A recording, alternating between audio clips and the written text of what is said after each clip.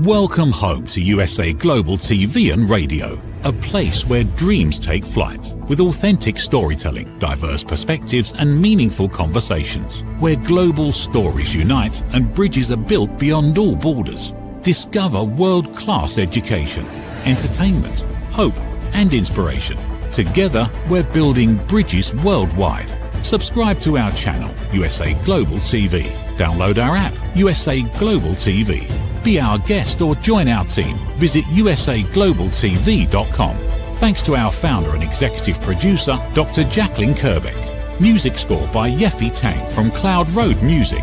Voiceover artist Mike Porter. Creative direction by Paul Garcia. USA Global TV and Radio. Your home for global connection. All rights reserved. This video and its contents are the exclusive property of USA Global TV and Radio. Unauthorized use, duplication or redistribution in any form is strictly prohibited.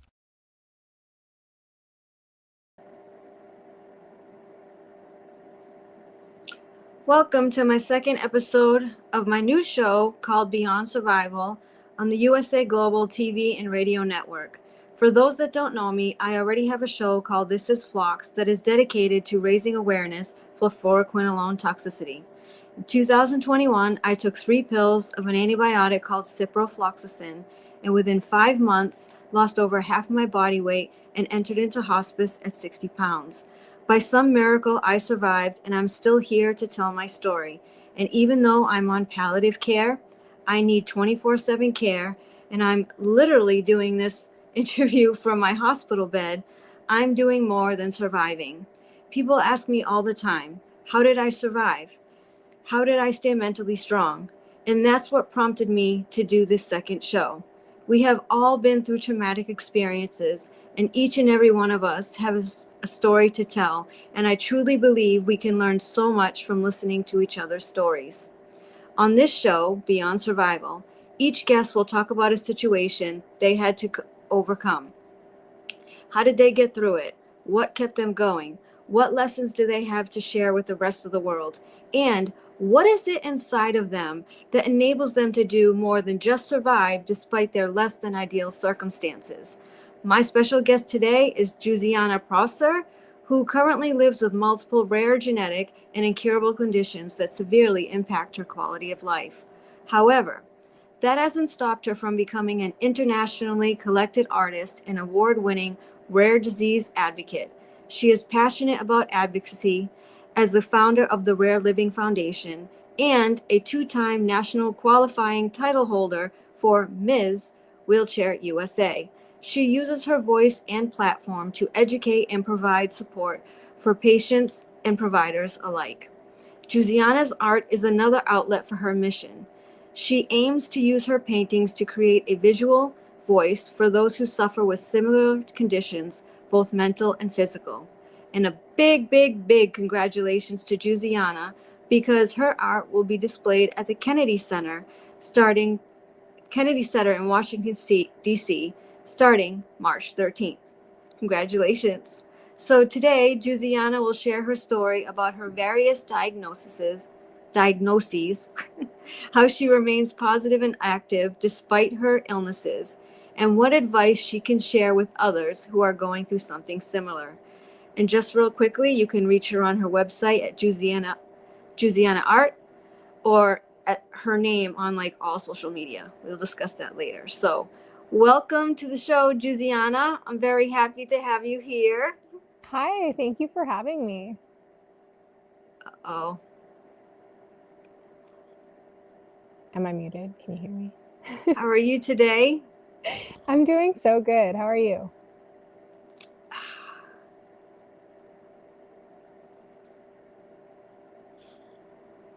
Can you hear me? I can't hear you. No. Can you give me a moment? Yes.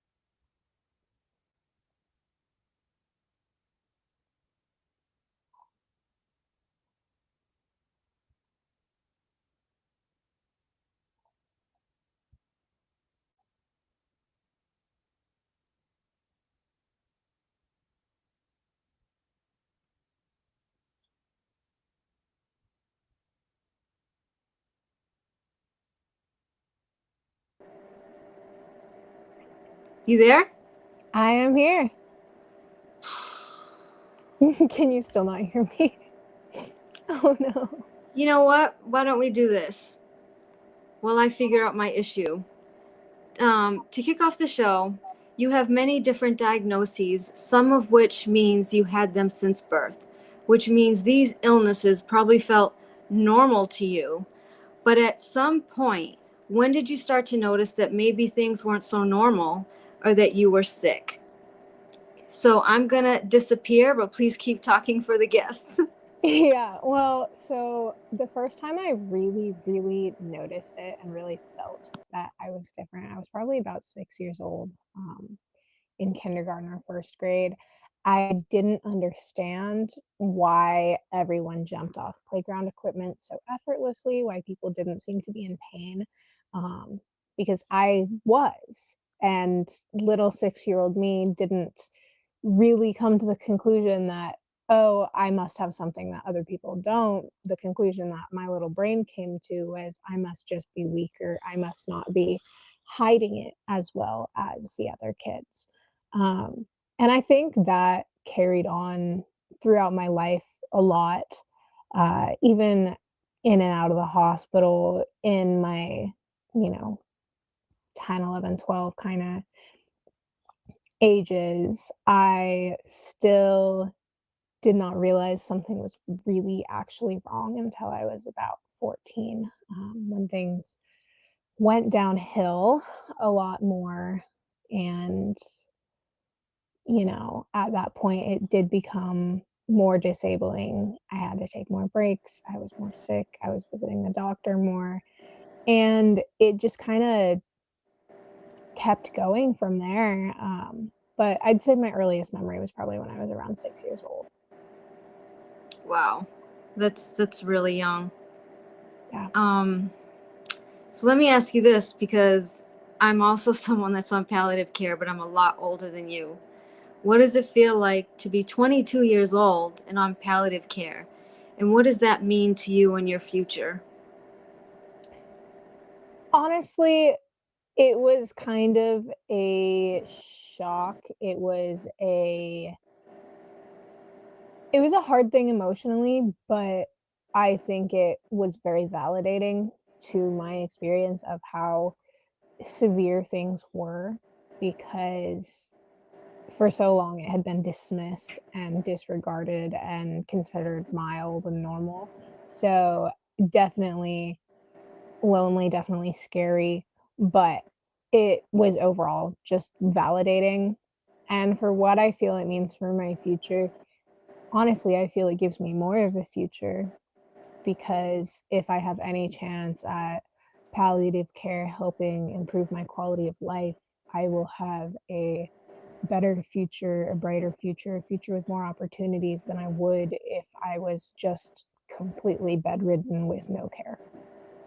Right, because they're there to check in on you and make sure you're okay, which is where you were at before, like all by yourself. So it's just like a mind thing when you're like palliative care, when you associate that to yourself, you know what I mean? That's why I was like, how do you feel about that? Like for me, I'm like saying the word hospice. Oh my goodness, I don't want to hear that word again. But it's just it messes with your mind a little bit. But you're right. I mean, these organizations and services are there for a reason, and we're probably both still alive because of them. So thankful for them. Um, Definitely. so the other thing I wanted to ask is, you're in the hospital a lot. How do you keep a lot? I feel really bad. How do you find the motivation and drive to keep going? Because it's like you'll be okay, and then tomorrow you might be in the hospital again. I said, "Oh, poor Giusiana's in the hospital." Like, how do you keep going and just be not be like, you know what? I've had it. Like, this is like, I'm so tired of this. Being truly honest, I almost every time I am in the hospital, I have that. I have had it. I am done. This is enough. Like that is. I have that moment almost every time, every ambulance, every hospital visit. It it does wear you down, and I wish I could say it's gotten easier, but it's kind of only gotten harder. But what keeps me going is the fact that I know I've made a difference with my advocacy, and I know the things that I do to raise awareness and to provide community and, the talks that I give and my social media posts, I know that they make an impact for people. And if I want to accomplish anything with my life, it's to hopefully make it easier for some patients than it was for me, to give them resources that I didn't have, to make them feel like they aren't doing it alone, because I did feel like I was doing it alone. And I think that, and a combination of my friends and my family and the people that I love, is the only thing that keeps me going through those consistent, I have had it, I'm so burnt out, I don't want to go to any more doctor moments. Mm-hmm. And you find that you have a really good supportive community around you, like your friends and your family, for the most Yeah, part? I'm definitely very blessed. Most of my friends are people who have, chronic life altering illnesses like myself. Uh, I had a brief period where I did not feel like I had any community, but I have built that back up and people have stepped up, and I'm very blessed. Yeah. You know, uh, I do lots of research on my guests, except we know each other, so I didn't have to do much research on you. But I also do a lot of research on their platform, right? And I'm going to switch the questions around a little bit because I couldn't believe, like, I almost fell out of my hospital bed when I read this. So I decided to look up, like, how much of a big deal is this rare disease thing, right? Like, because it's called rare, right? So I looked it up, and I went to rarediseases.org, and it says in the United States, a disease is considered rare if it affects fewer than 200,000 Americans. So I said, okay, that number is probably pretty low. But then kept reading. According to the National Institute of Health, there are approximately 7,000 rare diseases. Oh my goodness. Okay, so that was the first thing. And then finally, they said the number is between 20 to 30 million Americans being affected by rare diseases. And they wrote this little thing that I thought was cute. This equates to 1 in 10 Americans, or one on every elevator, and 4 on every bus. So it just puts it in perspective. Like when you're on the elevator and you look, one of you has a rare disease. You're on a bus, 4 of you have a rare disease. It just, for rare disease, it doesn't seem so rare. You know what I Yeah. mean? So I was pretty shocked, like that Yeah. there's 7,000. And so 7,000 is actually a outdated number. It is estimated to now be closer to 10,000 Oh my rare goodness. diseases. And one of the reasons I'm so passionate about advocating for rare disease is because all of these people may feel alone. Like for me, my most severely impacting medical condition impacts less than 1 in a million. But even though there's only about 7,800 people in the world with my specific disease, there are countless people who understand. And, you know, everybody knows somebody with a rare disease. 80% of rare disease patients have the most 350 or have the 350 most common rare diseases, and those are ones that most people have probably heard of, like cystic fibrosis and MS. But most rare diseases impact a much smaller population, and just bringing those people together, even if they're not people who have the exact same diagnosis, there are people who understand the neglect and the diagnostic delay of an average minimum of 4 to 7 years and 17 doctor or hospitals um, before a diagnosis is found. So just connecting people, because individually rare diseases are rare, but together we're not. Right. It's like when we talk about those of us from fluoroquinolone toxicity, right? It's like the number of 1 to 2% is small, but when you have millions and millions of prescriptions, that number is huge. So it's the same thing in your case, right? Like there may be, less than 200 per disease, but with almost 10,000 rare diseases, like you said now, obviously the National Institute of Health says it's 20 to 25 to 30,000, 25 to 30 million Americans. That's mind blowing, really. And you say it takes 4 to 7 years to get a diagnosis, then I don't even want to know what happens with treatment. I'm sure there are diseases that have no treatment. And if Yeah, it's that rare, only about 5% of diseases have FDA approved treatments. So only about 500 out of those 10,000 have treatments approved by the FDA. so what happens to the other 9,500? They never have any treatment? They either never have any treatment, or they just try symptom management, or they're trying treatments that are not FDA approved, and so they're off label, and so insurance will likely not cover them, like in my case. And then that puts barriers between patients and treatment and patients in care. And that's even if once you have a diagnosis, doctors believe you enough to treat you, because unfortunately with a rare disease, you have doctors who have either never heard of your disease or only heard of it once or twice in a textbook. And so they're like, oh, well, that's impossible. That's too rare. You can't actually have that. And therefore, I don't believe you and I'm not going to treat you. And that is unfortunately a very common experience for patients. I don't even know what to say. I thought it was so much more rare, and I said I can't wait to talk to her tomorrow, because this is a lot of people, and I'm sure a lot of people watching are saying I have this and that as they're watching. It's part of the 10,000. It's mind blowing.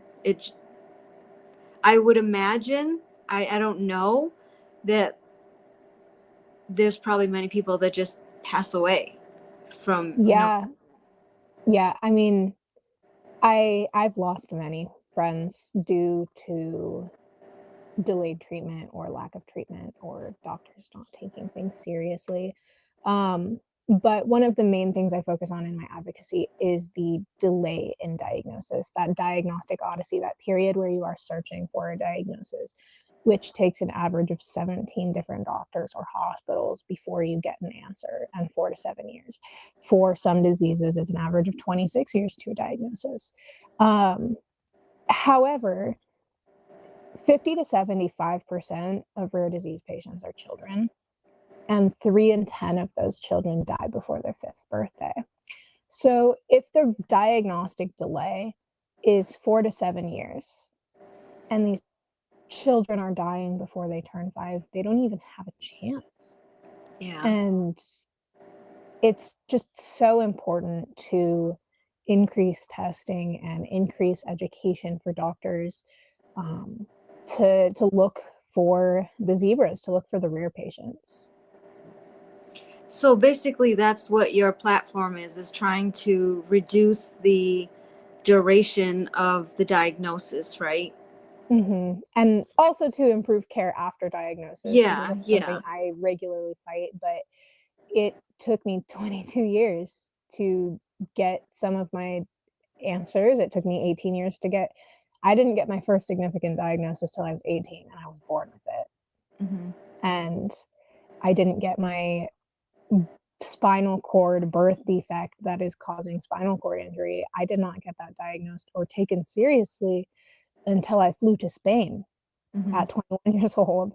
So, I'm blessed that I had the ability to travel for medical care, but many patients don't have that, and they are just left in perpetuity without answers or being labeled as a psych patient.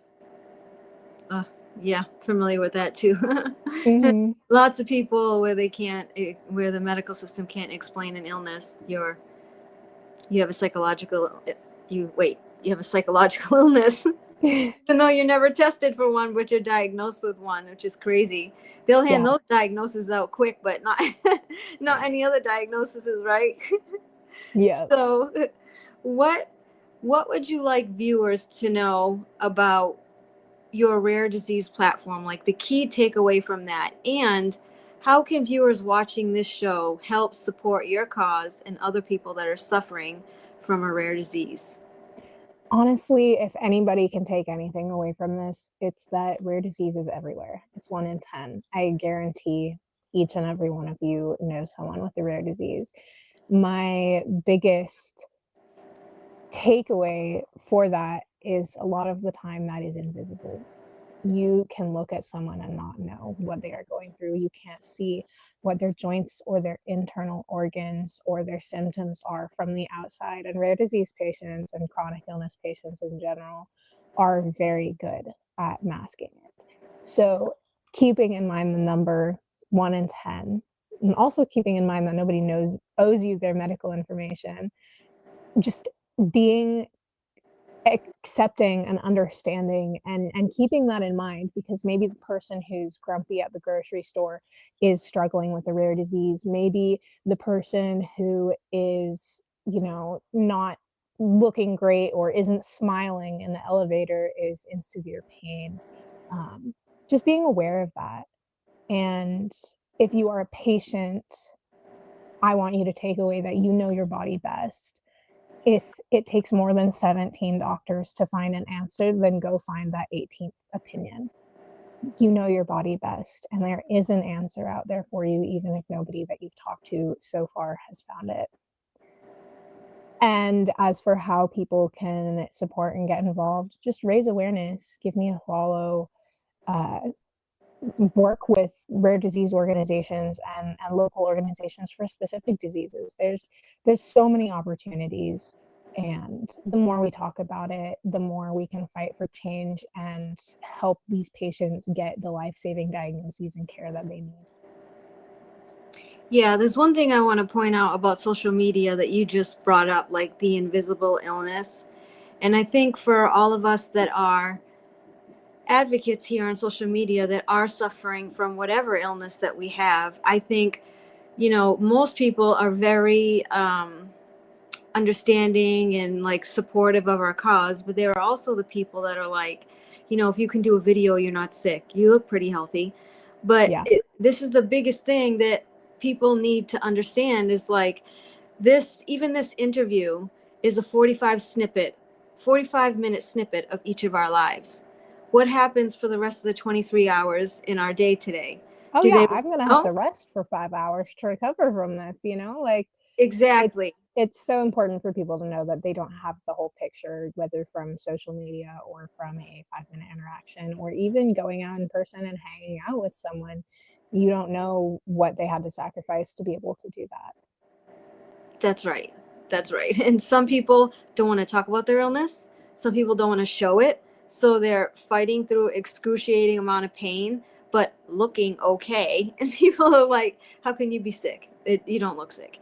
But that's not the case at all. So I would ask people out there watching this for a rare disease or any chronic illness to just have some understanding and compassion for that, for people that do go out and, expel so much energy on this advocacy, like me and you and so many thousands of others, that this takes a toll on our body, and our recovery, but we do this to raise awareness and help other people that are going through the same thing as us. So that would be my little pitch, is just to have some compassion and understanding that just because you can't see something doesn't mean it doesn't exist. And that's exactly the same thing for doctors. Just because you can't see it doesn't mean it doesn't exist in their psych patient. So Definitely, definitely. And I mean, a good example of that is my spinal cord defect that, is causing the spinal cord injury. Is it is only visible on one type of imaging, and it's only visible if I'm laying on my stomach, which nobody images it if you're laying on your stomach. Like, it's always,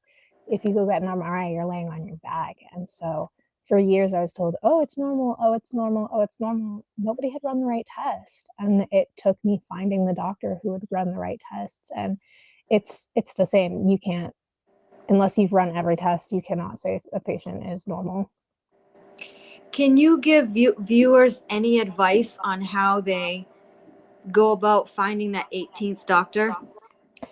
How do they weed out Research. I weed out mean, go ahead. people, especially medical professionals, they will really discourage Dr. Google, but look for specialists for your symptoms. look for neurologists who have good reviews in the chronic illness space. If you suspect a diagnosis, or a doctor in the past has suspected a diagnosis, find a foundation or go to NORD and look for resources. Look for resources, and doctors and hospitals that are recommended. I know, like, for me, one of my vascular compressions, there's a foundation for that vascular compression, and they list every specialist for it. And I was able to find one that stayed over from me. And just, find that community, find the doctors, and just don't give up. You will have bad doctors. You will have frustrating medical appointments, but it's, as cliche as it is, it's a matter of picking yourself up and keeping on going, even if you don't have the energy. Could you explain to the viewers what NORD is? You said go to NORD. Yeah, NORD is the National Organization for Rare Disease or Rare Disorders or something. Yeah.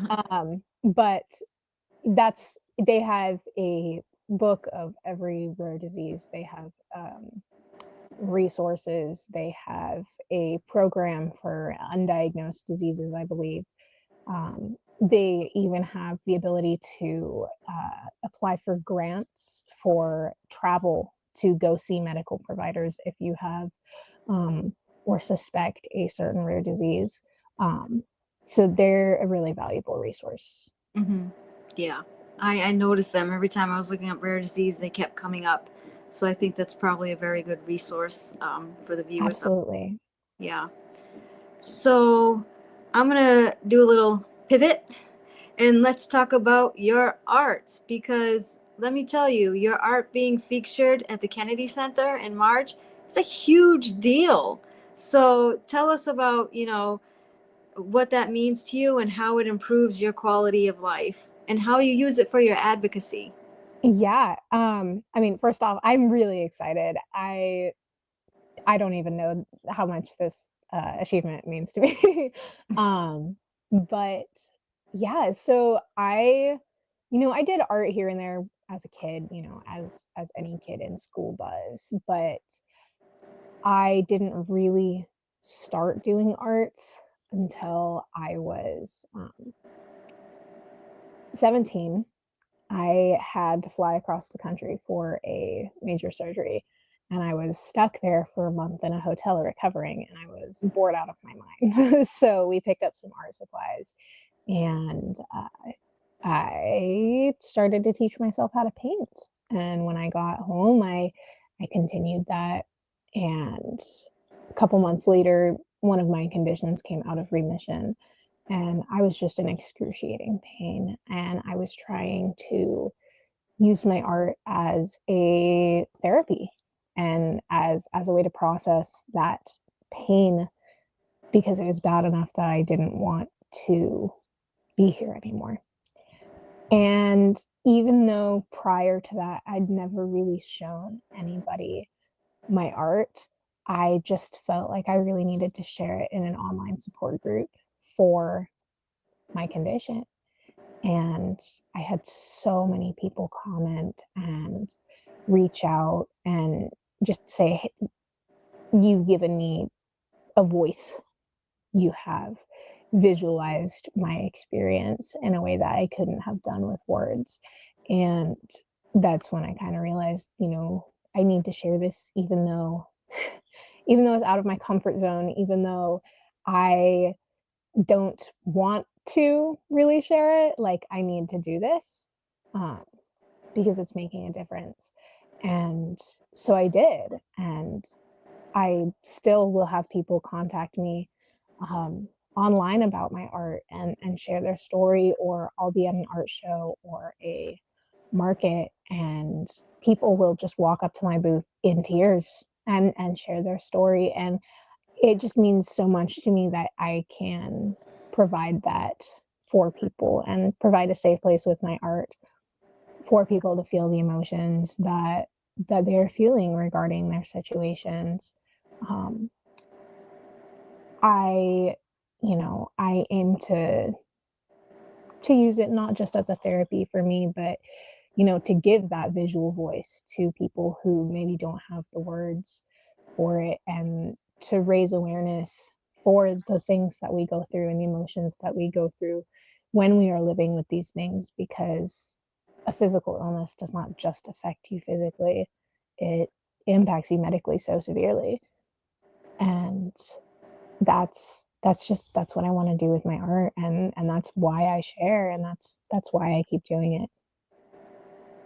Yeah, and for those that don't know Giusiana, she's actually very like what's the word? Mm, artistic, not just with art. Like you write poems that are beautiful poems. Even the videos that you post on social media, they're so well done. Like you're just a very artistic person all around. And so it's definitely commendable that you've used that as like your outlet, which also helps other people because like you said, there's a lot of people sitting there in pain that are like, I'm not drawing. I'm gonna lay down. I'm gonna do whatever. But Jusiana's like, nope, go get me some some paint, and I'm gonna teach myself how to paint and draw. So from someone that went and taught themselves how to paint to having you work at the Kennedy Center, like that's just absolutely amazing. That Yeah, must be the best like motivation, right? it's definitely like, it's definitely a full circle moment.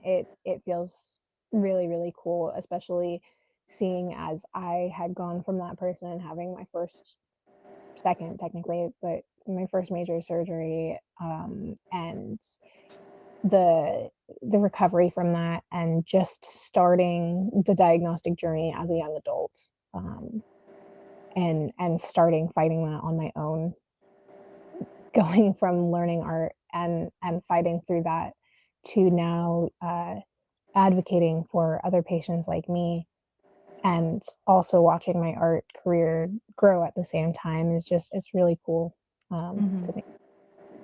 Yeah. That's why you're on the show. That's why I reached out to you. I was like, this is absolutely amazing. And don't forget the Ms. Wheelchair USA twice. Those pictures are amazing. I see you with the little tiara. I'm like, look at her go. Go, Giusiana.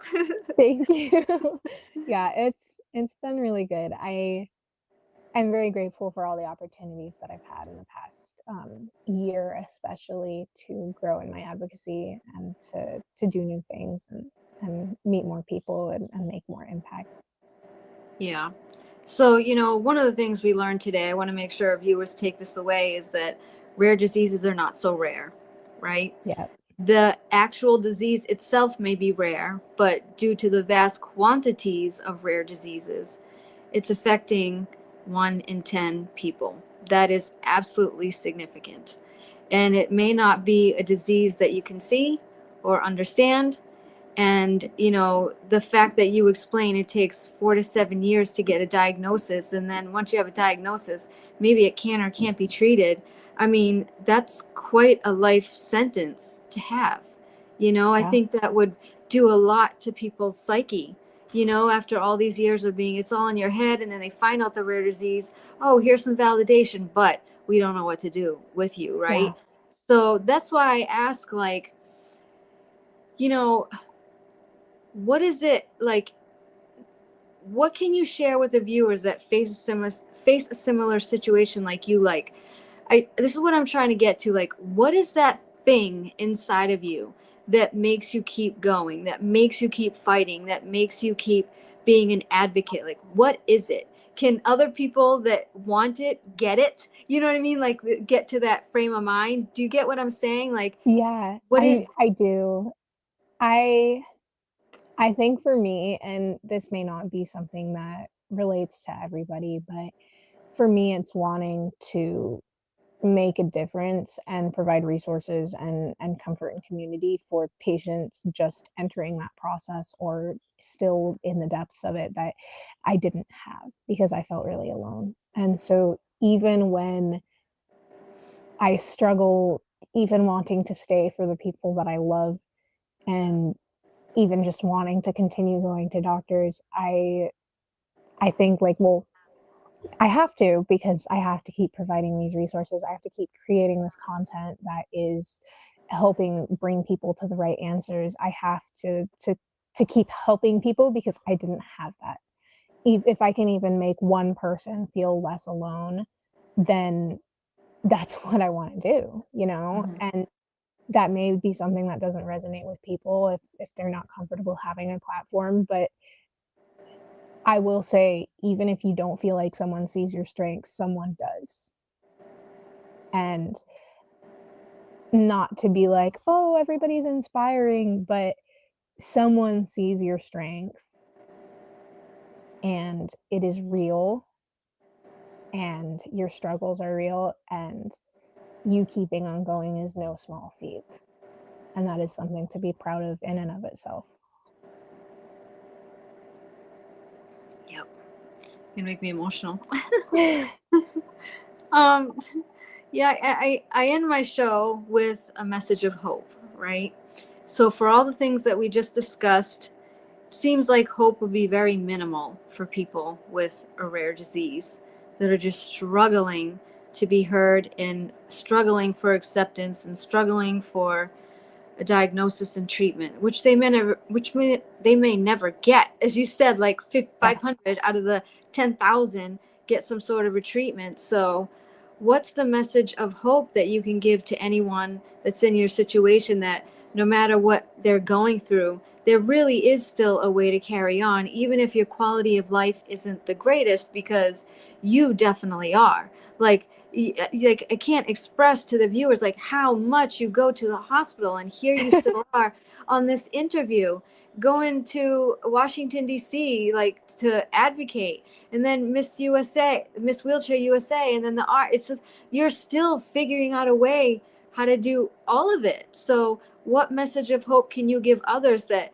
they might be able to have a life or something, even though they're in not the best of circumstance? I would say that beauty comes from brokenness. And even though this disease has completely destroyed my life and my hopes and my dreams, and has me in bed almost all day, every day, the best things in my life have also come from it. I've met amazing people, my best friends, through chronic illness spaces online. I met you. I created a community. I have my art career that only started because of my illness. There are good things that can come from it. And I will be the first to say that probably 80% of the time, I am not in that mindset and I'm like, man, this sucks. But, you know, if somebody gave me the opportunity to be cured, but that would mean that I'd never have had it in the first place, I would say no, because of the things that have come from it and the people that I've met and the opportunities that I've been given, um, because of my illness. Wow, that's a very strong statement. Yeah. If people ask me that question, I don't know what my answer would be.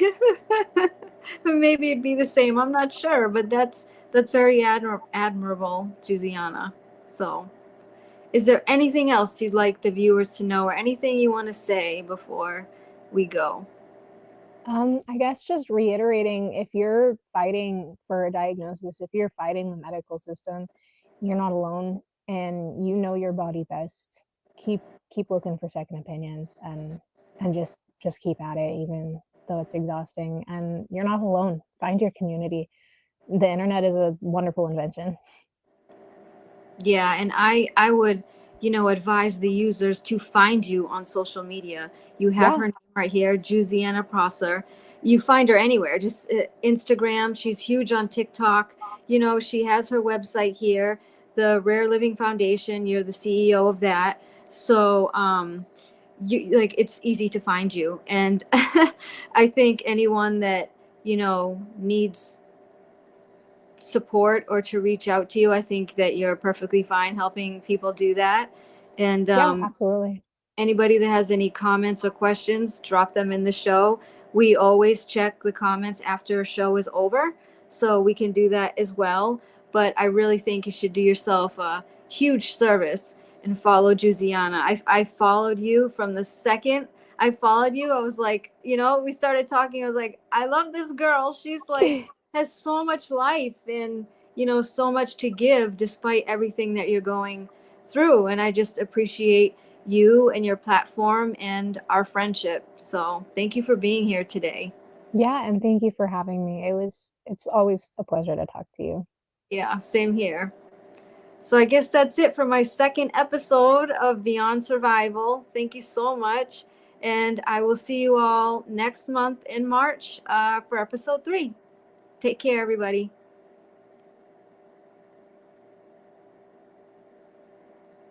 Thank you, viewers and listeners of USA Global TV and Radio, for joining us today.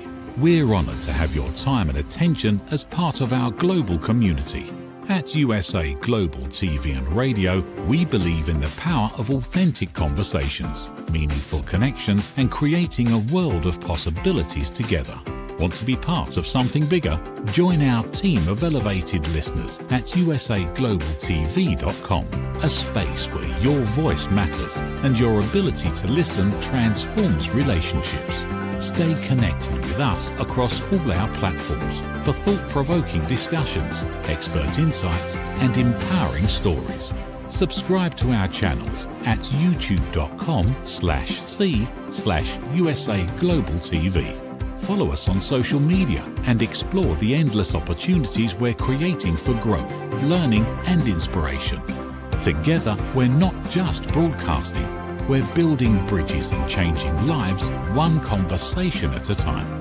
For inquiries, contact us at info@usaglobaltv.com.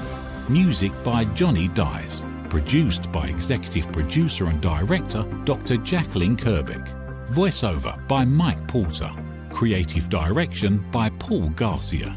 All rights reserved. Copyright 2025. Visit usaglobaltv.com to view our full terms and conditions.